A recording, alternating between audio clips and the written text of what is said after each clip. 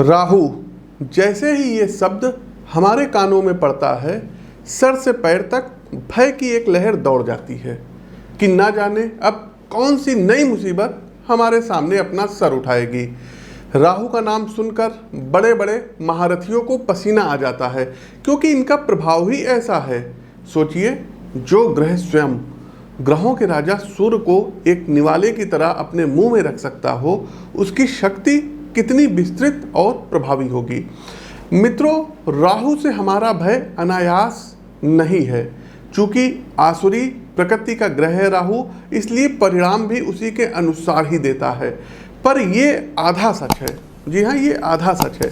यदि ठीक तरीके से समझें और राहु की अत्यंत विस्तृत शक्तियों को ठीक तरीके से प्रयोग करें तो यकीन मानिए, चुटकी बजाकर ये आपको जमीन से आसमान पर बैठा सकता है। सोशल मीडिया हो गया, इंफॉर्मेशन टेक्नोलॉजी हो गया जिसको आईटी बोलते हैं, शेयर मार्केट हो गया, राजनीतिक गठजोड़ हो गया, इन सभी क्षेत्रों में राहु अपना डंका बजाता ही बजाता है। यदि आपकी जन्म कुंडली में राहु योग कारक ग्रह के साथ शुभ स्थितियों में विराजमान हो जाए तो सारी दुनिया मिलकर भी आपको सफल होने से नहीं रोक सकती है। सामान्यतः राहु तीसरे, छठे, 10वें और एकादश भाव में सर्वाधिक शुभ माने जाते हैं। प्रिय साथियों, राहु का गोचर 30 अक्टूबर को दोपहर 2:13 पर वक्री गति से होते हुए मीन राशि में होने जा रहा है, जहां ये 18 मई 2025 तक विराजमान रहेंगे।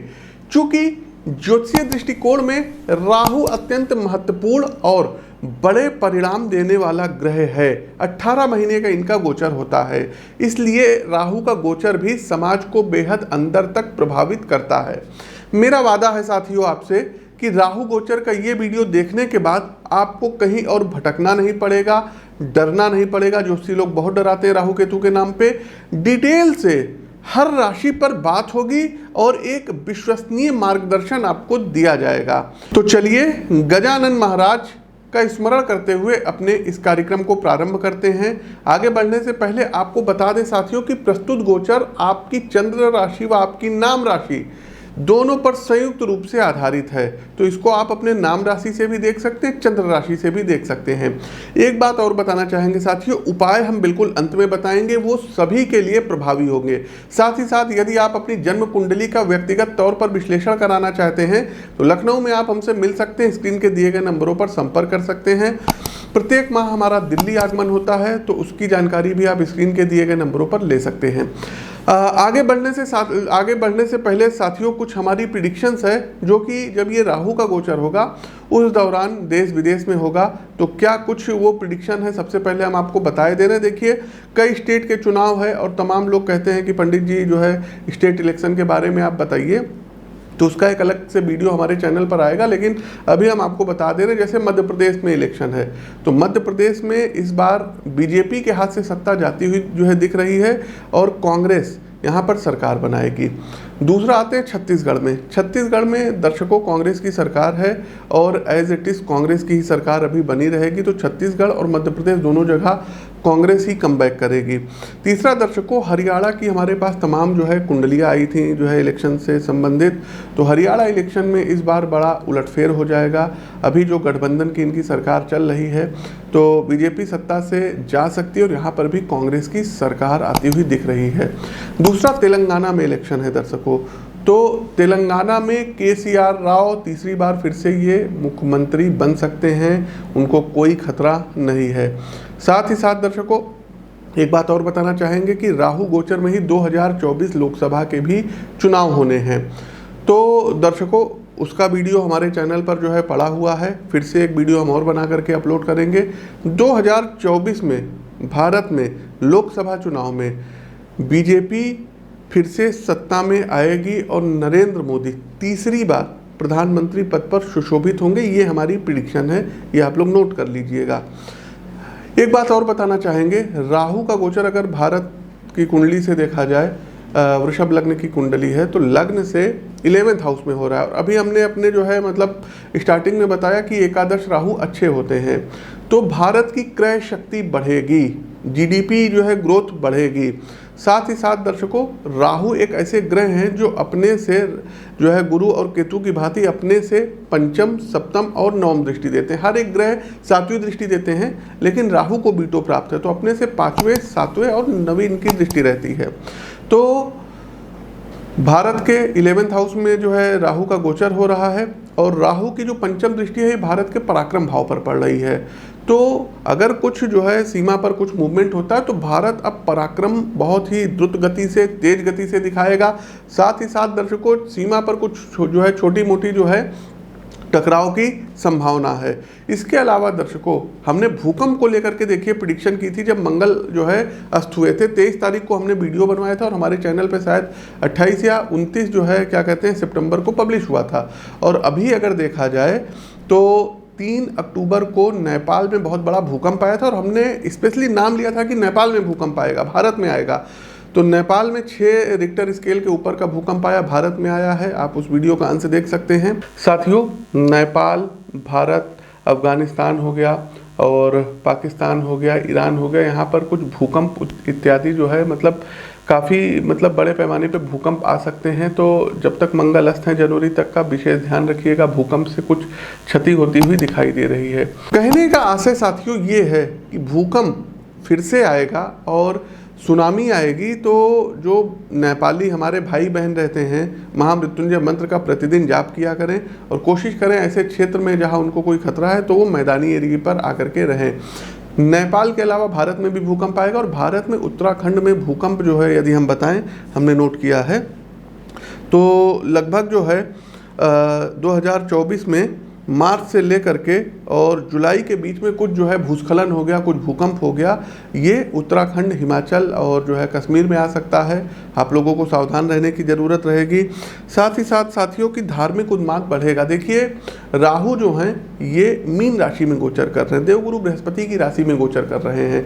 इलेक्शंस भी पास आ रहे हैं, तो धार्मिक उन्माद ज़्यादा होगा और बहुत कुछ जो है अच्छे संकेत नहीं दे रहे हैं। मार काट ज़्यादा मची रहेगी लोगों के बीच। एक चीज़ और है, कोई बहुत बड़ा रक्षा सौदा भारत के पक्ष में ये होता हुआ दिखाई दे रहा है। साथ ही साथ फॉरेन में, विदेशों में भारत की साख बढ़ेगी। एक बात और बताएं साथियों, देखिए तमाम स्टेट्स वगैरह के जो राज्यपाल हैं, मुख्यमंत्री हैं, इनके कार्यक्षेत्र में परिवर्तन हो सकता है। साथ ही साथ दर्शकों, वायुयान दुर्घटना जो है ग्रस्त की हमने भविष्यवाणी की थी, तो जनवरी तक बहुत ज़्यादा सावधान रहना पड़ेगा। इधर अक्टूबर से लेकर के जनवरी के बीच में कोई प्लेन क्रैश वगैरह ना हो जाए, इसका ध्यान रखना होगा। अच्छा, एक जो है छोटी सी जो है आपको अपडेट और देना रहेगा। राहु केतु के नाम पे दर्शकों तमाम लोग पूजा पाठ करवा लेते हैं। कोई कनाडा में बैठा है, कोई लंदन में बैठा है और यहाँ इंडिया में पूजा करवा लेते हैं, तो पूजा मान्य नहीं होगी। आपको खुद उपस्थित होकर के राहु केतु की शांति करानी होगी। ऐसे पैसे आप लोग किसी भी लोगों को मत दीजिए, वो लोग पूजा पाठ करते नहीं और कुछ आपका होगा नहीं। तो इन चीज़ों का आप लोग ध्यान रखिएगा साथियों, और किसी के डराने से मत डरिएगा। चलिए अब हम आगे बढ़ते हैं, अधिक समय ना लेते हुए गणेश महाराज का ध्यान करते हुए अपने कार्यक्रम को आगे बढ़ाते हैं। हमारी अगली राशि आती है मीन राशि। मीन राशि के बंधुओं, राहु का गोचर आपके लग्न भाव यानी आपके प्रथम भाव में होने जा रहा है, जिसका सीधा सा अर्थ है आप में व्यवहारिक मूल्यों का निर्माण राहुदेव यहाँ कराएंगे। विकास की नई संभावनाएं, आपको तरक्की करने का अवसर राहु दिलाएंगे, लेकिन साथ में कुछ चुनौतियां भी पीछे पीछे आएंगी, जिससे जूझने की शक्ति आपको निर्मित करनी होगी। एक शब्द में कहा जाए तो आत्मचिंतन को आधार बनाकर आपको आगे बढ़ना चाहिए। गोचर कालखंड की इस अवधि में आर्थिक अनिश्चितता बढ़ सकती है। इसके 2-3 कारण है। पहला, आप कामकाज से थोड़ा ब्रेक लेकर के परिवार एवं मित्रों के साथ किसी यात्राओं पर जा सकते हैं। इससे आपको एक आत्मिक सुकून मिलेगा, इसमें कोई शंका नहीं है। लेकिन इस यात्रा पर आपकी बचत का एक बड़ा हिस्सा भी खर्च होगा, जिससे मन में दुविधा की स्थिति बनी रहेगी। दूसरा, पेशेवर जीवन में संघर्ष बढ़ने जा रहा है। राहु आपसे मेहनत करवाएगा।